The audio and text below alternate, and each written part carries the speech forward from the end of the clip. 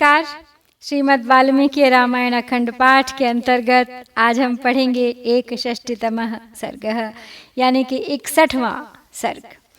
और आज के सर्ग में है वानरों का मधुवन में जाकर वहाँ के मधु एवं फलों का मनमाना उपभोग करना और वन रक्षक को घसीटना। तो चलिए प्रारंभ करते हैं आज का पाठ। ततो जाम्बवतो वाक्यं गृह्णन्त वनौकसः अंगद प्रमुखा वीरा हनुमांश्च महाकपिः प्रीतिमन्तस्ततः सर्वे वायुपुत्र पुरःसराः महेन्द्राग्रात् समुत्पत्य पुप्लुवुः प्लवगर्षभाः मेरुमन्दरसङ्काशा मत्ता इव महागजाः छादयन्तैवाकाशं महाकाया महाबलाः सभाजमानं भूतैस्तमात्मवन्तं महाबलं हनुमन्तं महावेगं वहन्त इव दृष्टिभिः राघवे चार्थनिवृत्तिं कर्तुं च परमं यशः समाधाय समृद्धार्थाः कर्मसिद्धिभिरुन्नताः प्रियाख्यायोन्मुखाः सर्वे सर्वे युद्धाभिनन्दिनः सर्वे राम प्रतीकारे निश्चितार्था मनस्विनः। तो जामवंत के समझाने पर अंगद आदि सभी वीर वानरों ने, महाकपि हनुमान ने, सब ने उनकी बात मान ली है। और फिर वे सब श्रेष्ठ वानर पवन पुत्र हनुमान को आगे करके मन ही मन प्रसन्नता का अनुभव करते हुए महेंद्रगिरि के शिखर से उछलते कूदते चल दिए। वे मेरु पर्वत के समान विशालकाय और बड़े बड़े मदमत्त गजराजों के समान महाबली वानर आकाश को आच्छादित करते हुए से जा रहे थे। उस समय सिद्ध आदि भूतगण अत्यंत वेगशाली महाबली बुद्धिमान हनुमान जी की भूरि भूरि प्रशंसा कर रहे थे और अपलक नेत्रों से उनकी ओर इस तरह देख रहे थे मानो अपनी दृष्टियों द्वारा ही उन्हें ढो रहे हों। तो श्री रघुनाथ जी के कार्य की सिद्धि करने का उत्तम यश पाकर उन वानरों का मनोरथ सफल हो गया था। उस कार्य की सिद्धि हो जाने से उनका उत्साह बढ़ा हुआ था। वे सभी भगवान श्री राम को प्रिय संवाद सुनाने के लिए उत्सुक थे। सभी युद्ध का अभिनंदन करने वाले थे। श्री रामचंद्र जी के द्वारा रावण का पराभव हो ऐसा सब ने निश्चय कर लिया था तथा वे सब के सब मनस्वी वीर थे। प्लवमानाः खमाप्लुत्य ततस्ते काननौकसः नन्दनोपममासे दुर्वनं द्रुमशतायुतं यत्तन्मधुवनं नाम सुग्रीवस्याभिरक्षितम् अदृश्यं सर्वभूतानां सर्वभूतमनोहरं यद्रक्षति महावीरः सदा दधिमुखः कपिः मातुलः कपिमुख्यस्य सुग्रीवस्य महात्मनः ते तद्वनम् उपागम्य बभूवुः परमोत्कटाः वानरा वानरेन्द्रस्य मनः कांतं महावनम्। तो आकाश में छलांग मारते हुए वे वनवासी वानर सैकड़ों वृक्षों से भरे हुए एक सुंदर वन में जा पहुंचे जो नंदन वन के समान मनोहर था। उसका नाम मधुवन था। सुग्रीव का वह मधुवन सर्वथा सुरक्षित था। समस्त प्राणियों में से कोई भी उसको हानि नहीं पहुंचा सकता था। उसे देखकर सभी प्राणियों का मन लुभा जाता था। तो कपिश्रेष्ठ महात्मा सुग्रीव के मामा महावीर दधिमुख नामक वानर सदा उस वन की रक्षा करते थे। तो तो वानर राज सुग्रीव के उस मनोरम महावन के पास पहुंचकर वे सभी वानर वहां का मधु पीने और फल खाने के लिए अत्यंत उत्कंठित हो गए। ततस्ते वानरा हृष्टा दृष्ट्वा मधुवनं महत् कुमारमभ्ययाचन्त मधूनि मधुपिङ्गलाः।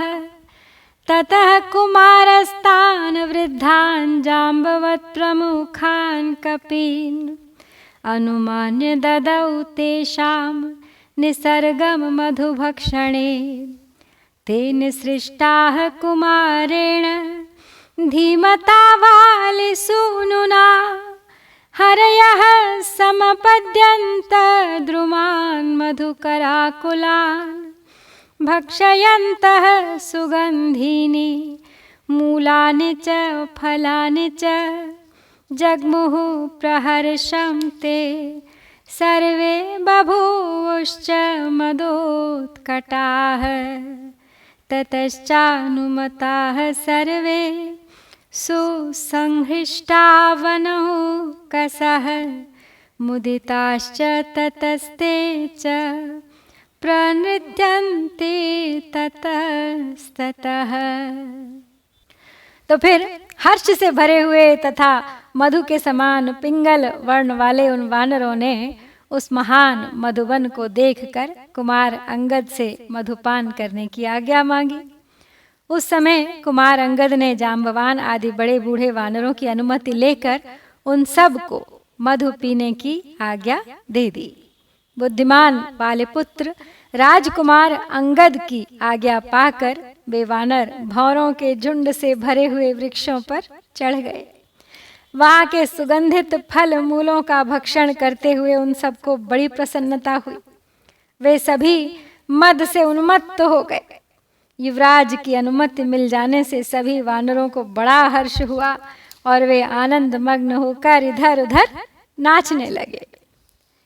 गायन्ति केचित् प्रहसन्ति केचित् नृत्यन्ति केचित् प्रणमन्ति केचित् पतन्ति केचित् प्रचरन्ति केचित् प्लवन्ति केचित् प्रलपन्ति केचित् परस्परं केचिदुपाश्रयन्ति परस्परं केचिदत्ति ब्रुवन्ति द्रुमाद्रुमं केचिदभिद्रवन्ति क्षितौ नगाग्रान्नि पतन्ति केचित् महीतलात् केचिदुदीर्णवेगा महाद्रुमाग्राण्यभिसम्पतन्ति गायन्तमन्यः प्रहसन्नुपेति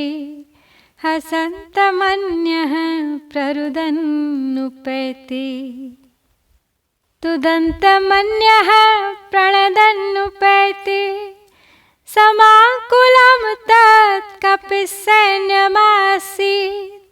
न चात्र कश्चिन्न बभूव मत्तो न चात्र कश्चिन्न बभूव दृप्तः। तो कोई गाते थे, कोई हंसते थे, कोई नाचते, कोई नमस्कार करते, कोई गिरते पड़ते, कोई जोर जोर से चलते, कोई उछलते कूदते और कोई प्रलाप करते थे। कोई एक दूसरे के पास जाकर मिलते, कोई आपस में विवाद करते, कोई एक वृक्ष से दूसरे वृक्ष पर दौड़ जाते तो कोई वृक्षों की डालियों से पृथ्वी पर कूद पड़ते थे। कितने ही प्रचंड वेग वाले वानर पृथ्वी से दौड़कर बड़े बड़े वृक्षों की चोटियों तक पहुंच जाते थे। कोई गाता तो दूसरा उसके पास हंसता हुआ चला जाता था। कोई हंसते हुए के पास जोर जोर से रोता हुआ जा पहुंचता था। कोई दूसरे को पीड़ा देता तो दूसरा उसके पास बड़े जोर से गर्जना करता हुआ आता था। इस प्रकार वह सारी वानर सेना मदोन्मत्त होकर उसके अनुरूप चेष्टा कर रही थी। वानरों के उस समुदाय में कोई भी ऐसा नहीं था जो मतवाला ना हो गया हो और कोई भी ऐसा नहीं था जो दर्प से ना भर गया हो। ततो वनं तत्परिभक्ष्यमाणं द्रुमांश्च विध्वंसितपत्रपुष्पान् समीक्ष्य कोपादधे वक्त्रनामा निवारयामास कपिः कपिंस्तान् स तैः प्रवृद्धैः परिभर्त्स्यमानो वनस्य गोप्ता हरिवृद्धवीरः चकार भूयो मतिमुग्रतेजा वनस्य रक्षां प्रति वानरेभ्यः उवाच कांश्चित् परुषाण्यभीतम् असक्तमन्याश्च तलैरजघान् समेत्य कैश्चित् कलहं चकार तथैव साम्नोपजगाम कांश्चित् स तैर्मदाद् प्रतिवार्य वेगैर्बलाच्च तेन प्रतिवार्यमाणैः प्रदर्शने त्यक्तभयैः समेत्य प्रकृष्यते चाप्यनवेक्ष्य दोषम् नखैस्तु दन्तो दशनैर्दशन्तस्थलैश्च पादैश्च समापयन्तः मदात् कपिमिते कपयः समन्तान् महावनं निर्विषयं च चक्रुः।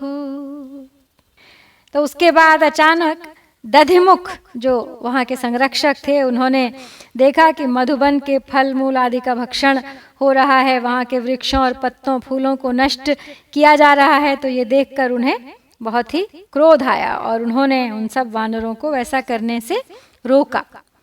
जिन पर अधिक नशा चढ़ गया था, उन बड़े बड़े वानरों ने वन की रक्षा करने वाले उस वृद्ध वानर वीर को उल्टे डांट बतानी शुरू कर दी। तथापि उग्र तेजस्वी दधिमुख ने पुनः उन वानरों से वन की रक्षा करने का विचार किया। उन्होंने निर्भय होकर किन्हीं किन्हीं को कड़ी बातें भी सुनाई, कितनों को थप्पड़ों से मारा, बहुतों के साथ भिड़कर झगड़ा भी किया और किन्हीं किन्हीं के प्रति शांतिपूर्ण उपाय से भी काम लिया। मद के कारण जिनके वेग को रोकना असंभव हो गया था, उन वानरों को जब दधिमुख बलपूर्वक रोकने की चेष्टा करने लगे, तब वे सब मिलकर उन्हें ही बलपूर्वक इधर उधर घसीटने लगे। वन रक्षक पर आक्रमण करने से राजदंड प्राप्त होगा, इसकी ओर उनकी दृष्टि ही नहीं गई। अतएव वे सब निर्भय होकर उन्हें इधर उधर खींचने लगे। मद के प्रभाव से वे वानर कपिवर दधिमुख को नखों से बकोटने, दांतों से काटने और थप्पड़ों तथा लातों से मार मार कर अधमरा करने लगे। इस प्रकार उन्होंने उस विशाल वन को सब ओर से फल आदि से शून्य कर दिया। इस प्रकार श्री वाल्मीकि निर्मित आर्ष रामायण आदि काव्य के सुंदर कांड में 61वां सर्ग यहाँ पर पूरा होता है। इत्यार्षे श्रीमद् रामायणे वाल्मीकिये आदि काव्ये सुंदर कांडे 61तमः सर्गः। ओम श्री सीतारामचंद्राभ्यां नमः।